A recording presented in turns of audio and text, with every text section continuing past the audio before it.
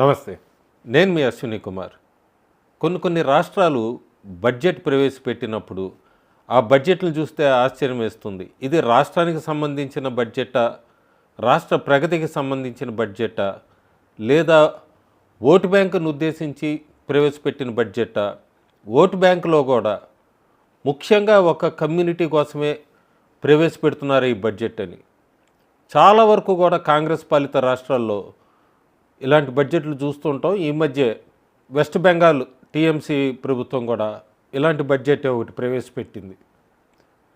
బడ్జెట్ని ప్రవేశపెట్టేటప్పుడు కూడా రాష్ట్ర ఆర్థిక పరిస్థితి లేదా రాష్ట్ర ప్రయోజనాల్ని ఇవన్నీ తొంగలో తొక్కుతారు. ఓటు బ్యాంక్ పాలిటిక్స్ వీటి గురించే కాంగ్రెస్ పాకులాడుతూ ఉంటుంది. కాంగ్రెస్ ప్రభుత్వం ఎప్పుడో మోడీ ప్రభుత్వాన్ని విమర్శించాలి అని ఒక రాష్ట్రం నుంచి ఎప్పుడు మాట్లాడుతూ ఉంటుంది. మోడీ ఫస్ట్ టర్మ్లో ఉన్నప్పుడు కర్ణాటక మోడీకి వ్యతిరేకంగా మాట్లాడేది.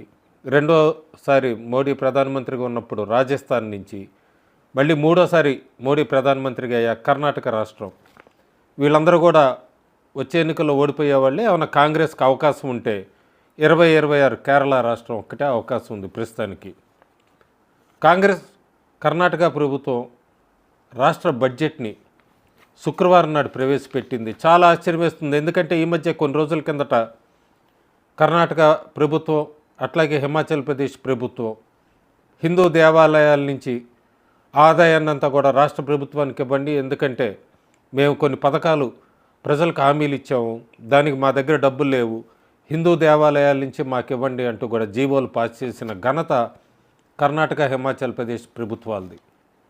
శుక్రవారం నాడు ప్రవేశపెట్టిన బడ్జెట్లో అసలు దీన్ని ఇండైరెక్ట్గా మనం అచ్చ తెలుగులో చెప్పచ్చు, ఇది ముస్లిం లీగ్ బడ్జెట్ అని చెప్పచ్చు, ముస్లిం రాష్ట్ర బడ్జెట్ అని చెప్పచ్చు. క్లియర్గా ముస్లింకి అపీజ్మెంట్ బడ్జెట్. 150 కోట్ల రూపాయలని వక్ఫ్ ప్రొటెక్షన్ బోర్డుకి, 1000 కోట్ల రూపాయలు మైనారిటీ డెవలప్మెంటు, మళ్ళీ అది ముస్లింకి అనే బ్రాకెట్లో. ఇమాం శాలరీస్ 6000 రూపాయలని పెంచారు. సెల్ఫ్ డిఫెన్స్ మైనారిటీ గర్ల్స్, అది కూడా మహిళ ముస్లిమ్స్కే 100 కోట్ల రూపాయలు ఉర్దూ మీడియం స్కూల్స్కి. ప్రొఫెషనల్గా ఫీజు మైనారిటీ స్టూడెంట్స్కి reimbursement up to 50%. Multipurpose hall మైనారిటీలకు సంబంధించి ప్రతి తాలూకాలో 50 లక్షల రూపాయలు ఖరీదు చేసేవి. అంతేకాకుండా న్యూ ఐటీఐ కాలేజెస్, ఎవరికి ఇదంతా కూడా ముస్లిం డామినేటెడ్ ఏరియాస్లో.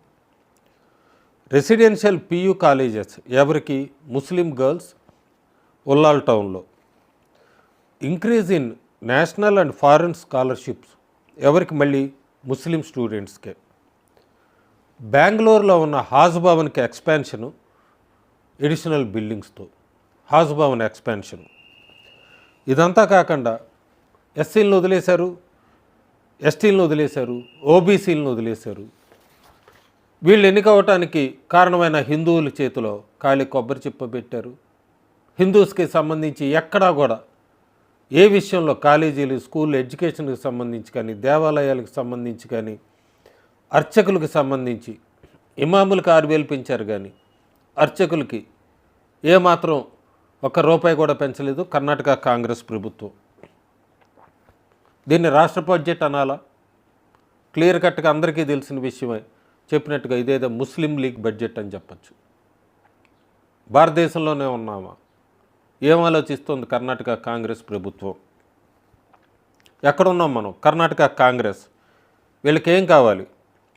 కన్నడ రూలు, కన్నడ ప్రైడ్ అని చెప్పి హిందువులు ఓట్లంతా కూడా వాళ్ళకి వేయించుకోవాలి.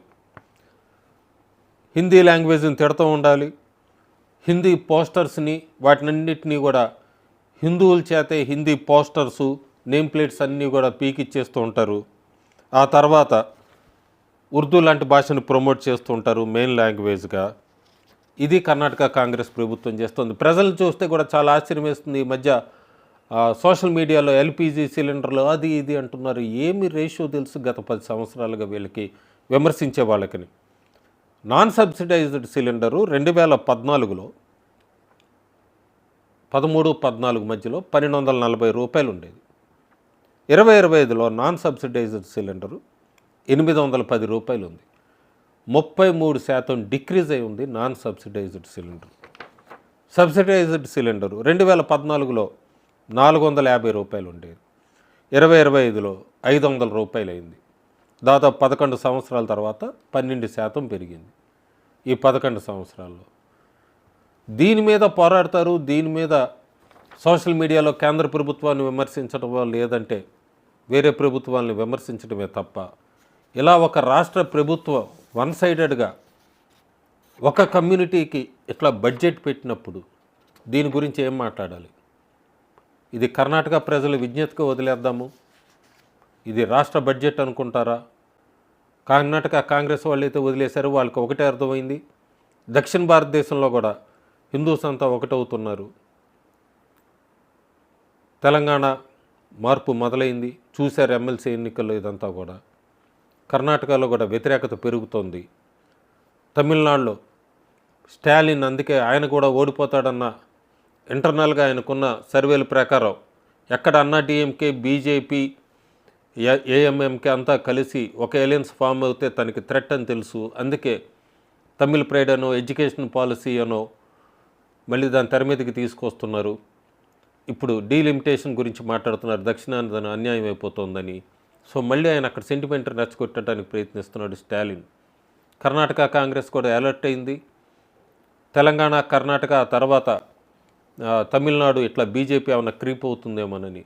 కర్ణాటకలో క్లియర్ కట్గా పర్టికులర్ వాళ్ళకి ఎప్పుడు వేసే ఓటు బ్యాంక్ ముస్లిం ఓటు బ్యాంక్, ఎపీజ్మెంట్ బడ్జెట్ తప్ప ఇందులో ప్రజలకు ఉపయోగపడేది ఒక్క రూపాయి కూడా లేదు.